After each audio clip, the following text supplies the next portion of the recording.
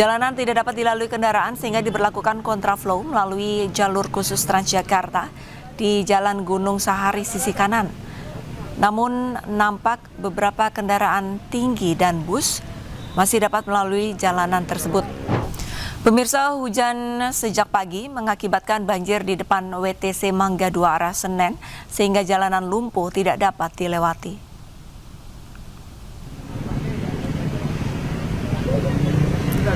Jalanan tidak dapat dilalui kendaraan sehingga diberlakukan kontraflow melalui jalur khusus Transjakarta di Jalan Gunung Sahari sisi kanan. Namun nampak beberapa kendaraan tinggi dan bus masih dapat melalui jalanan tersebut. Beberapa warga dan petugas gabungan turut membantu mengatur lalu lintas setempat.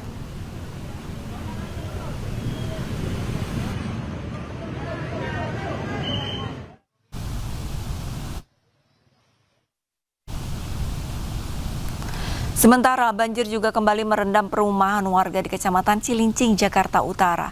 Ini merupakan banjir kedua yang terjadi di awal tahun 2026 dan merupakan yang terparah. 760 rumah di RW 10, Kelurahan Sukapura, Kecamatan Cilincing terendam banjir. Sebagian warga yang terdampak paling parah mengungsi ke rumah Ketua RT.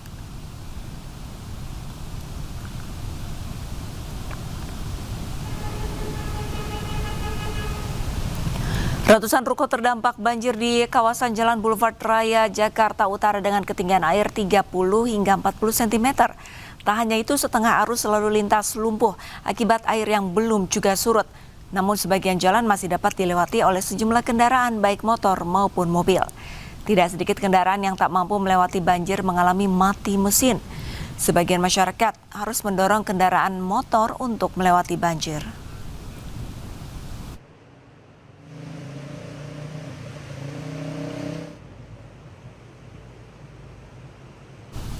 Desa-desa terisolasi akibat bencana banjir bandang dan longsor di Provinsi Aceh kini mulai kembali tersambung. Akses dari dan ke wilayah terisolasi perlahan-lahan terbuka lagi seiring dengan pembangunan jembatan serta perbaikan jalan.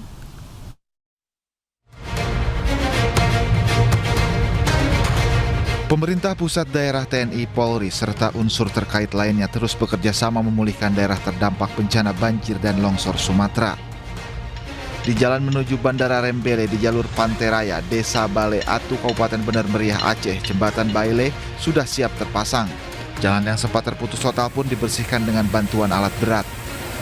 Pekerjaan ini melibatkan Kementerian Pekerjaan Umum serta TNI Angkatan Darat. Tak hanya itu, pembangunan jembatan Baile ataupun jembatan Aramco di berbagai titik terdampak bencana pun terus berlanjut.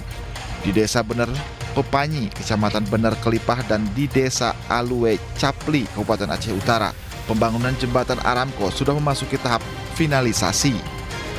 Begitu pula kondisi di sejumlah daerah di Kabupaten Biren serta Aceh Barat, sejumlah jalan yang terputus pun kini telah bisa dilalui kendaraan.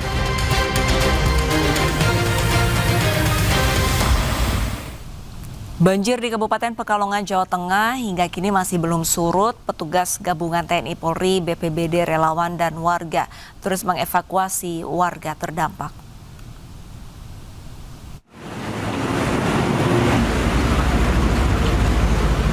Inilah proses evakuasi warga terdampak banjir di Duku Baba dan Desa Sipait, Kecamatan Siwalan, Kabupaten Pekalongan. Petugas gabungan dari Polri, TNI, BPBD, dan relawan serta masyarakat berjibaku menembus genangan air.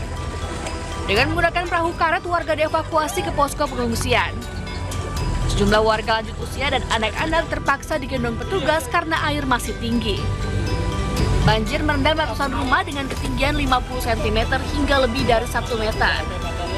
Sebagai langkah dari tanggap darurat, pemerintah daerah menyiapkan 3 posko pengungsian seperti di Aula Kecamatan, pabrik tekstil, dan Masjid Babadan. Kapolres Pekalongan bersama Ketua DPRD Pekalongan meninjau langsung lokasi banjir. Selain memantau debit air, jajaran Forkopimda juga menyalurkan bantuan untuk warga terdampak. Kami sudah melakukan langkah-langkah dalam hal tanggap bencana ini. Diantaranya kami sudah menyiapkan posko pengungsian, ada 3 titik yang kami siapkan di Kecamatan Siwalan, kemudian di Lokatek, dan juga di Masjid Babatan ini. Langkah cepat dilakukan oleh Kapolres adalah ada bantuan untuk makan dan penyiapan dapur umum. Kemudian Dinas Pendidikan ini diupayakan kegiatan belajar nanti di rumah agar anak-anak tetap bisa belajar. Banjir di Pekalongan yang terjadi sejak beberapa hari terakhir melumpuhkan aktivitas warga. Ribuan rumah terendam hingga 1,5 meter. Sejumlah kantor pemerintahan dan layanan umum juga ikut terendam banjir. Petugas juga mengimbau warga yang tinggal di bantaran sungai untuk meningkatkan kewaspadaan, mengingat curah hujan masih tinggi dan potensi banjir susulan masih mungkin terjadi. Dari Pekalongan, Jawa Tengah, Suryono Soekarno, iNews melaporkan. Pemirsa, hingga sore ini banjir masih menggenangi sejumlah wilayah di Jakarta. Dan untuk mengetahui informasi terkini di sejumlah titik yang dilanda banjir, kami sudah terhubung dengan jurnalis iNews ada Dilami Aulia di Kelapa Gading, Jakarta Utara, dan Ayah Nufus di Rawa Indah, Jakarta Utara, serta Naura Syafika di Mangga 2, Jakarta Pusat. Kita ke Dilami terlebih dahulu. Selamat sore, Dilami. Dilami, apakah banjir di lokasi Anda sudah mulai surut, Dilami? Ya, selamat sore menjelang malam Syafa dan juga pemirsa. Untuk banjir di kawasan tempat saat ini melaporkan, yakni di Jalan Boulevard Raya Kelapa Gading, Jakarta Utara, memang banjir cukup menyusut ya dibandingkan dengan 2 jam lalu, di mana untuk saat ini banjir berada di ketinggian 20 hingga 30 cm, sehingga daripada kendaraan ini memang tetap harus berhati-hati untuk lewat begitu ya, tidak terlalu cepat, karena jika dipaksakan ini takutnya akan terjadi mati mesin seperti kebanyakan pemotor yang melalui Jalan Kelapa Gading ini, di mana sempat mati mesin sehingga dari pengemudi ini harus mendorong motor. Namun begitu kalau kami pantau ya, tadi jalan ini hanya sekitar setengahnya saja yang dapat dioperasionalkan, namun kini kira-kira sudah bisa dilalui oleh 2 ruas jalur kendaraan begitu, karena memang air sudah lumayan menyusut, Arlisa dan juga pemirsa. Namun kalau dilihat di sisi jalan sebaliknya, yakni dari arah Mall of Indonesia menuju ke arah Mall Kelapa Gading, memang banjir masih berada di ketinggian yang lumayan, yakni di kira-kira 30 hingga 40 cm, masih merendam puluhan ruko, baik itu ruko pakaian maupun makanan di sini sejak Minggu pagi belum kunjung surut, sehingga proses transaksi ataupun jual beli di ruko ini memang cukup terhambat atau lumpuh ya, Arlisa dan juga pemirsa.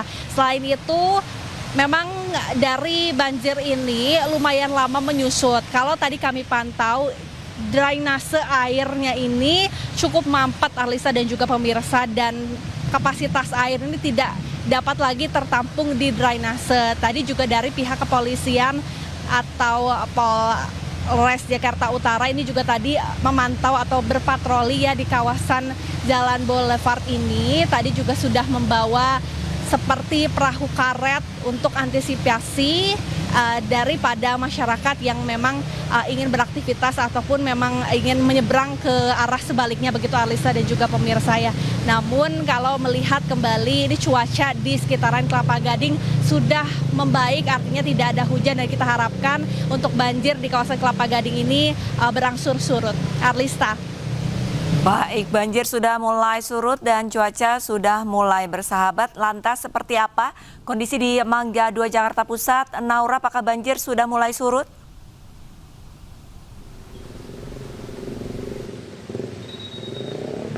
Ya, selamat sore Arlista dan juga pemirsa. Hingga di sore hari ini untuk kawasan Jalan Gunung Sahari yang berada tepat di depan WTC Mangga 2 arah Senen masih terendam banjir hingga di sore hari ini. Dan memang banjir ini merupakan imbas dari hujan yang terus mengguyur Jakarta dari pagi hari hingga di siang hari, sehingga masih terus merendam, dan untuk kendaraan terpaksa harus melalui jalan ini di Jalan Gunung Sahari yang berada di Jakarta Pusat. Dan tidak hanya dari banjir saja yang menyebabkan untuk lalu lintas ini jadi sedikit tersendat, dan juga untuk kendaraan jadi harus melintas dalam jarak tempuh yang cukup lambat, karena memang untuk saat ini berbahaya kalau misalnya untuk jarak tempuh yang untuk kendaraan ini ngebut. Dan juga pastinya kita bisa lihat di sebelah sana ini sudah diterapkan yang namanya kontraflow. Memang sejak sore hari kontraflow ini terus dilakukan oleh personel yang ada di sini atau petugas yang ada di sini, sehingga untuk kendaraan bisa melalui kontraflow yang sudah disediakan. Di mana kontraflow ini menggunakan jalur yang berada di seberangnya, yaitu jalur di depan WTC Mangga 2 ke arah Ancol, sehingga untuk kendaraan roda 2, roda 4, bahkan untuk Transjakarta juga melalui jalur tersebut. Namun memang masih ada beberapa kendaraan yang mencoba untuk menerobos banjir, namun di tengah-tengah ada beberapa yang akhirnya kendaraannya mogok dan tidak bisa melanjutkan perjalanannya.